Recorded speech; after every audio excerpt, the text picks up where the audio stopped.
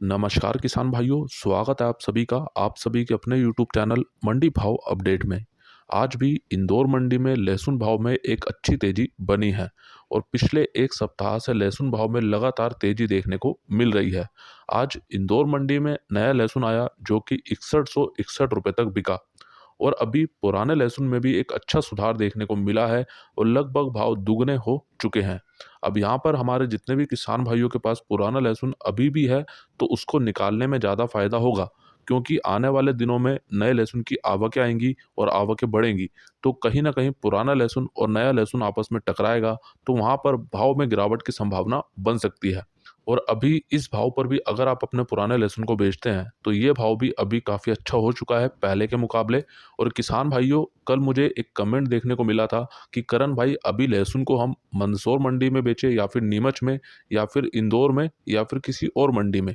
देखो किसान भाइयों, अगर आपको जहाँ पर भी भाव अच्छा मिलता है और ख़ासकर लहसुन की प्रमुख मंडियाँ जैसे कि नीमच, मंदसौर, रतलाम, इन मंडियों में अगर आप लहसुन को बेचते हैं तो आपको इंदौर मंडी के मुकाबले हो सकता है कि अच्छा भाव मिले। तो इसीलिए पहले आप ये देखिए कि किस मंडी में भाव आपको अच्छा मिल रहा है, तभी आप अपने लहसुन को उस मंडी में लेकर जाइए।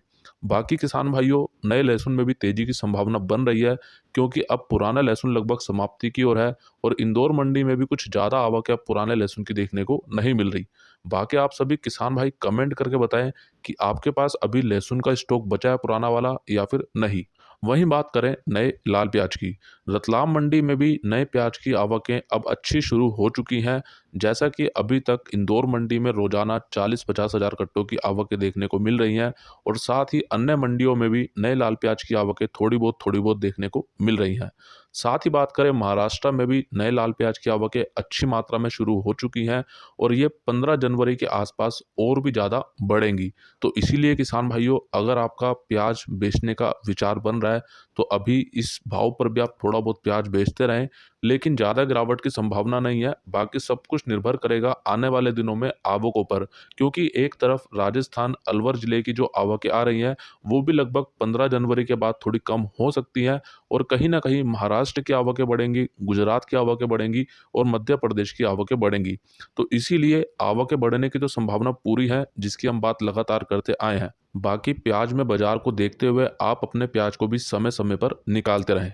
अब किसान भाइयों, बात करते हैं आज बेंगलोर मंडी में कुल लगभग 215 ट्रक की प्याज आवक रही। इसमें नए प्याज की आवक रही लगभग 210 ट्रक की, जिसमें आज नया प्याज बिका 500 रुपये से 2200 रुपये।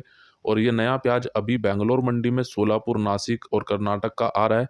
और अभी भी बेंगलोर मंडी में पुराना प्याज लगभग समाप्त हो चुका है, क्योंकि आज कुल मिलाकर 215 गाड़ी की आवक देखने को मिली है, जिसमें 210 ट्रक जो है वो नए प्याज के देखने को मिले हैं।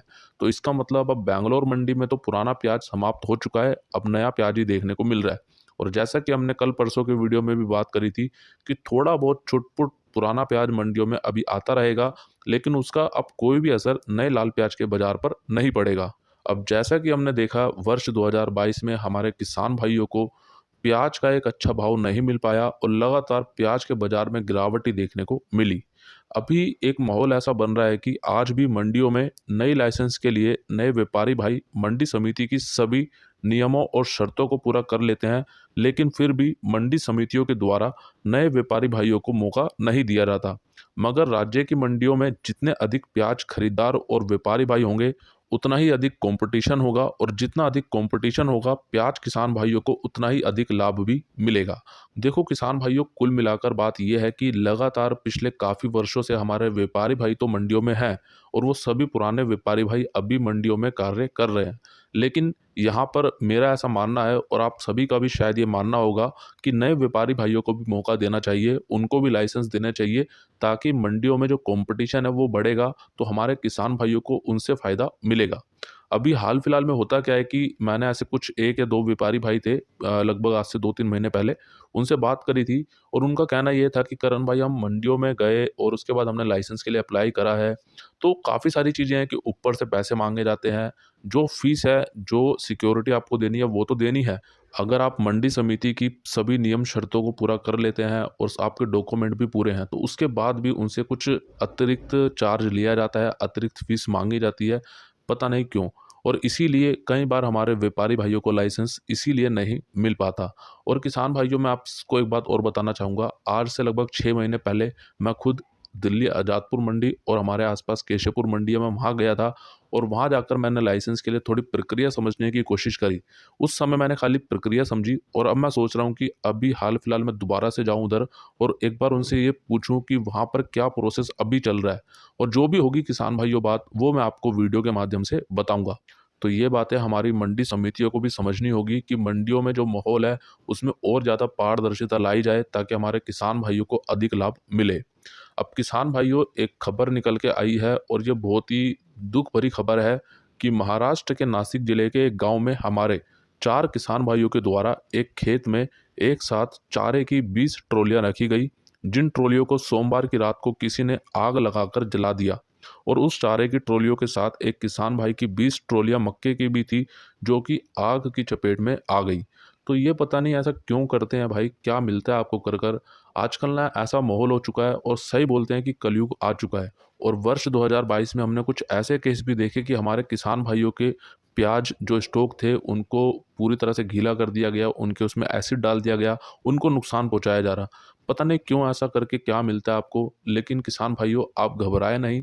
और हाँ किसान भाइयों, आज उसने आपका नुकसान किया है तो ऊपर वाले ने सबका नसीब लिख के भेजा है, तो उसके नसीब में भी आपसे दुगना तिगुना नुकसान होगा, इसमें कोई दो राय नहीं है। अगर उसके मन में किसी तरह की छल कपट है तो उसके लिए भी छल कपट किसी और के मन में जरूर होगी। तो आइए अब बात करते हैं प्याज निर्यात की।